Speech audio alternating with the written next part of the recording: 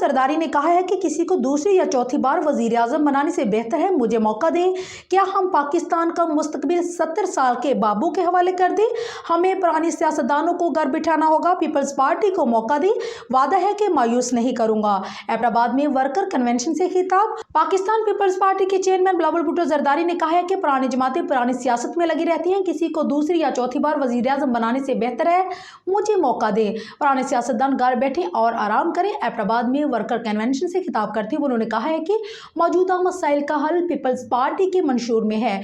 हम आवाम का मुस्तकबिल आवाम के हवाले करना चाहते हैं। आवाम मुझे मौका दे, आवाम को मायूस नहीं करूंगा। किसी को दूसरी या चौथी बार मुंतखब करने से बेहतर है मुझे मौका दे। हमें सोचना होगा कि क्या हमें 70 साल बाबे के हाथ में मुल्क देना है। महंगाई और गुर्बत से आवाम तंग आ चुके हैं। हमें मालूम है हमें गरीब आदमी का कैसे ख्याल रखना है। हमारे पास महंगाई और गुर्बत को रोकने का मंसूबा है, जिसके लिए तमाम जमातों को हमारे साथ मिलकर चलना होगा।